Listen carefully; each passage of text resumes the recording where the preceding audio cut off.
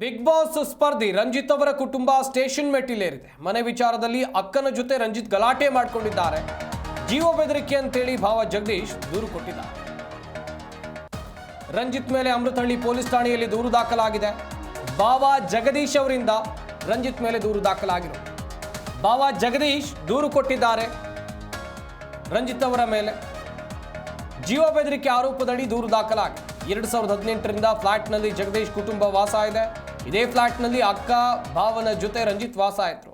ಇದೀಗ ಮನೆ ನಂದು ಅಂತ ಅಕ್ಕ ತಮ್ಮನ ನಡುವೆ ಗಲಾಟೆ ಆಗ್ತಾ ಇದೆ. ಮನೆ ವಿಚಾರಕ್ಕಾಗಿ ರಂಜಿತ್ ಪತ್ನಿ ಹಾಗೂ ರಂಜಿತ್ ಅಕ್ಕನ ನಡುವೆ ಗಲಾಟೆ ಆಗಿದೆ ಎನ್ನುವಂಥದ್ದು ಗೊತ್ತಾಗ್ತಾ ಇದೆ.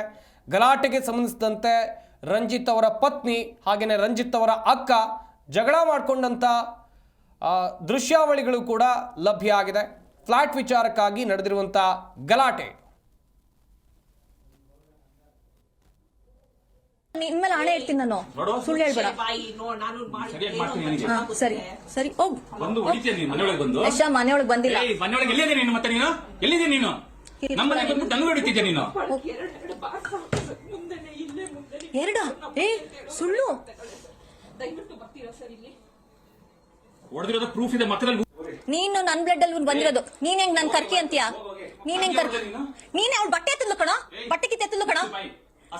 ನೀನ್ ಅಸಹ್ಯವಾಗಿ ಮಾತಾಡ್ಬೇಡ. ನೀನ್ ರಶ ಅವಳು ಬಟ್ಟೆ ಎತ್ತದ್ಲು.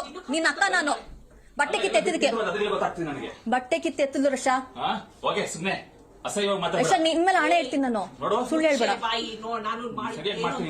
ಸರಿ ಸರಿ ಹೋಗ್ ಬಂದು ಹೊಡಿತೀಯ ನೀನು ಮನೆಯೊಳಗೆ ಬಂದು. ಯಶ ಮನೆಯೊಳಗೆ ಬಂದಿಲ್ಲ. ಮನೆಯೊಳಗೆ ಎಲ್ಲಿದೆ ನೀನು? ಮತ್ತೆ ನೀನು ಎಲ್ಲಿದೆ ನೀನು? ನಮ್ಮ ಬಂದು ತಂದು ಹೊಡಿತಿದ್ದೆ ನೀನು. ಎರಡ ಸುಳ್ಳು ಹೊಡೆದಿರೋದು ಪ್ರೂಫ್ ಇದೆ. ಮತ್ತೆ ನೀನು ನನ್ ಬ್ಲಡ್ ಅಲ್ಲಿ ಬಂದಿರೋದು. ನೀನ್ ಹೆಂಗ್ ನನ್ ಕರ್ಕಿ ಅಂತೀಯ? ನೀನ್ ಹೆಂಗ್ ಕರ್ಕಿ? ನೀನ್ ಅವ್ಳು ಬಟ್ಟೆ ಎತ್ತದ್ಲು ಕಣ, ಬಟ್ಟೆ ಕಿತ್ತ ಎತ್ತದ್ಲು ಕಣ. ನೀನ್ ಅಸಹ್ಯವಾಗಿ ಮಾತಾಡ್ಬೇಡ. ನೀನ್ ರಶ ಅವಳು ಬಟ್ಟೆ ಎತ್ತದ್ಲು. ನಿನ್ನ ಅಕ್ಕ ನಾನು ಬಟ್ಟೆ ಕಿತ್ತ ಎತ್ತಿದಕ್ಕೆ ಬಟ್ಟೆ ಕಿತ್ತ ಎತ್ತದ್ಲು ರಶ. ರಶ ನಿನ್ಮೇಲೆ ಹಣೆ ಇರ್ತೀನಿ ನಾನು, ಸುಳ್ಳು ಹೇಳ್ಬೇಡ.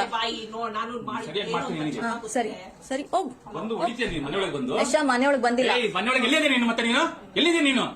ನಮ್ಮ ಬಂದು ತಂದು ಹೊಡಿತಿದ್ದೆ ನೀನು. ಎರಡ ಸುಳ್ಳು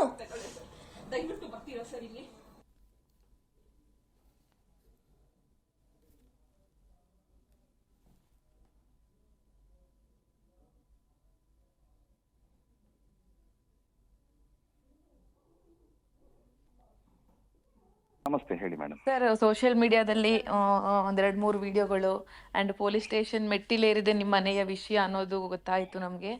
ಏನಾಯ್ತು ಸರ್? ಏನ್ ಸಮಸ್ಯೆ ಸರ್?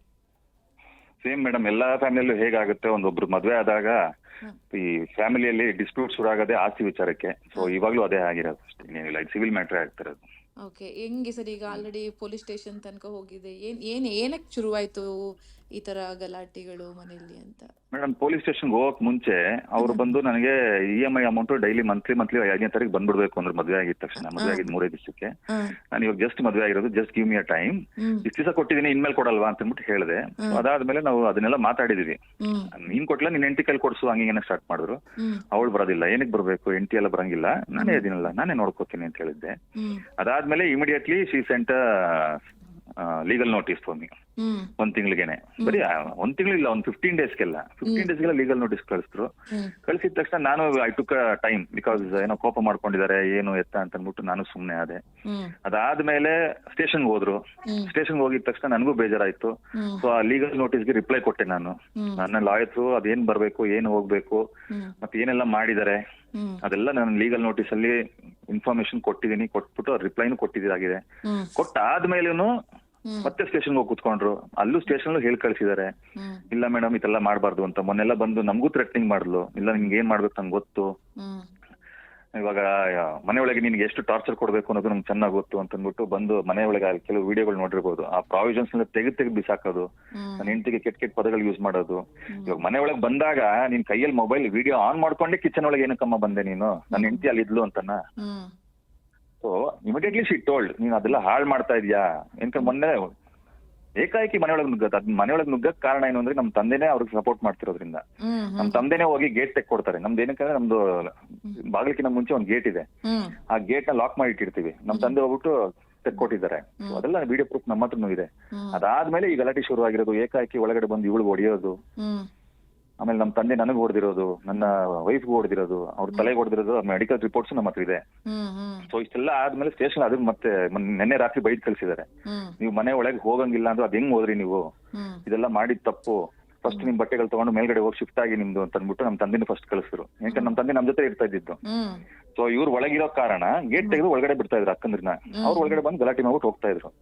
ಅದೇ ಅವ್ರಿಗೆ ಯಾವಾಗ ಬೇಕೋ ಅವಾಗ ವಿಡಿಯೋ ಮಾಡ್ಕೊಳ್ಳೋದು, ಯಾವಾಗ ಬೇಕೋ ಅವ್ರನ್ನ ಟ್ರಿಗರ್ ಮಾಡೋದು. ಸಂದರ್ಭದಲ್ಲಿ ನಿಮ್ ಮನೆಗೆಲ್ಲ ಬಂದಿದ್ವಿ, ತುಂಬಾ ಒಡನಾಟದಲ್ಲಿದ್ರಿ, ನಾವು ನೋಡಿದೀವಿ, ಟೈಮ್ ಸ್ಪೆಂಡ್ ಮಾಡಿದ್ವಿ. ಸಡನ್ ಆಗಿ ಈ ತರ ಬದಲಾವಣೆ ಯಾಕೆ ಅಂತ ಹೇಳಿ?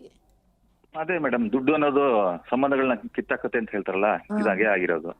ಇವಾಗ ಅದು ಬಂದು ಕೇಳ್ತಾರೆ, ಈ ಪ್ರಾಪರ್ಟಿ ವ್ಯಾಲ್ಯೂ ಎಷ್ಟಿದೆ ಅಷ್ಟು ಅಮೌಂಟ್ ನನ್ಗೆ ಕೊಡು, 1 crore 25 lakhs ಕೊಡು ಅಂತ ಕೂತ್ಕೊಂತಾರೆ.